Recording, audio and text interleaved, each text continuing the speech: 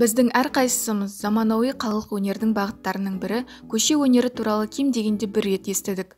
Теміртауда да стрит-арт нысандары бар. Бүгінгі әңгімеміз осы өнер туралы болады.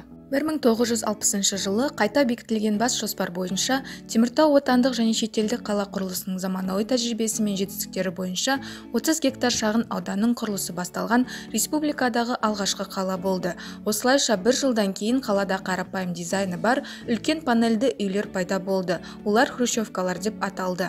Хрущевканың келеңсіз сұр әлпетін сәл де болса безендіру үшін республика даңғылы бойындағы 43-ші үйдің бүйір жағында Лениннің толық бойлы бейнесі пайда болды. Бұл көркем композиция мемлекеттік тапсырыс бойынша қарапайым бояумен орындалды, бірақ бүгінде бұл сурет жоқ. Кеңестік кезеңдегі тағы бір көше өнеріне мозаикалық панналар жатады. Олар 60-шы жылдары ерекше таралды. Біздің қалада ең танымал мозаикалар бірінші және екінші шағын аудандардың үйлерінде орналасқан. Құрылыс кезінде қолын күнге жайған қыздың, атомды бағындырған адамның және жастардың бейнелері пайда болды.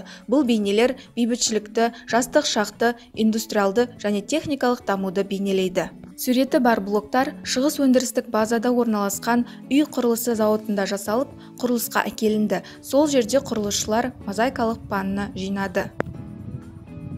Мозаика жасаудың басқа технологиялары да қолданылды. Көптеген қоғамдық ғимараттарда мозаиканы Қарағанды облысының бейнелеу өнері цехтары мен шеберханаларында жұмыс істеген және Мәскеуден келген суретшілер жасаған.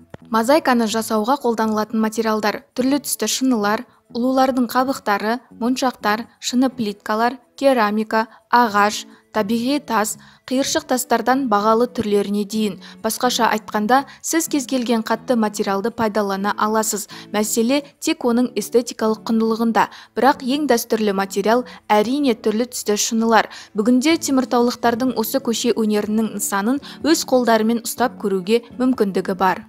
Бұрынғы пионерлер сарайының қасбетінде мозаикалық панна жасаған Мәскеу суретшілерінің есімдері сақталмаған, бірақ қазіргі политехникалық колледж ғимаратында панна жасаған жергілікті суретшінің есімі белгілі. Ол Қазақстан Республикасы және КСРО суретшілер одағының мүшесі Мұрат Абдраманұлы Қалқабаев. Оның осы жанрдағы тағы бір әйгілі туындысы 1989 жылы құрылған Қарағандыдағы Одақтар үйіндегі мозаика. 1972 жылы КСРО-ның 50 жылдығы атындағы Мәдениет және техниктер сарайы ашылды.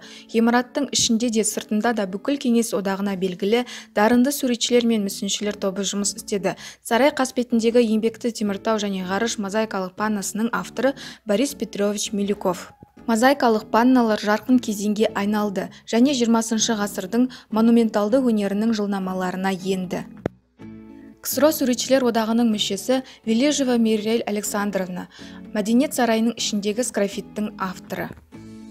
1957 жылдан бастап КСРО суретшілер одағының мүшесі. Мәдениет сарайының ғимаратында орналасқан металл мүсіндердің авторы, КСРО мемлекеттік сыйлығының және Ленин комсомолы сыйлығының лауреаты Тальберг Борис Александрович. Сарайдың фризі бүгінде де диханшының, металлургтың, құрылысшының, жауынгер мен ғарышкерлердің горельефті маскалармен безендірілген. Біздің қала тұрғындарының бірнеше ұрпағы Мәдениет сарайының қасбетінде Мелпомена трагедиясының 8 метрлік музасы бейнеленген деп санайды. Бірақ іс жүзінде автор еңбекті бейнелейтін жұмысшы әйелдің бейнесін жасады.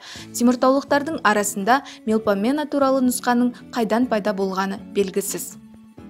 Бүгінгі таңда салынып жатқан заманауи ғимараттар мен үйлерді мозаикалық суреттермен, барельефтермен, жапсырмалармен, бағандармен безендірудің қажеті жоқ. Қазіргі заманға сай технологиялар мен материалдар көптеп пайда болды. Металлургтер даңғылы бойында 1978 бен 1983 жылдар аралығында пайдалануға берілген алғашқы 12 қабатты үйлерде 2000 жылдардың ортасында муралдар пайда болды. Мурал ғимараттар мен басқа да сәулет құрылыстарындағы монументалды кескіндеменің бір түрі. Мурал әдетте тұрғын үйлер мен басқа құрылыстардың саңылаусыз қабырғаларының тік бетіне қолданылатын түрлі түсті экспрессивті сурет. Муралдар тәуелсіз Қазақстанның рәміздері мен жетістіктерін бейнелейді. Көше өнерінің кез келген нысанында зор мән мағына жатыр. Осылайша 2014 жылдың 9 сәуірінде 9 шағын аудандағы 5 қабатты үйдің қабырғасында Алматының стрит-арт суретшісі Паша Кас бір түнде көлемінде 15 метрлік граффити салып шықты. Ол әйгілі француз суретшісі Анри Матистің би картинасын басып озды. Ақ көйлек пен галстук киген бишілер түтін мұржасының айналасында дөңгелектеп би билейді. Осылайша ол қаланың экологиялық ластануына наразылық білдірді. Бірақ кеңес дәуірінен қалған ерекше үйлер бұл өткен өмірде қалып бара жатқан тарихтың үнсіз куәгерлері. Олардың орнына қаламызды безендіруді жалғастыратын көше өнерінің жаңа түрлері пайда болуда.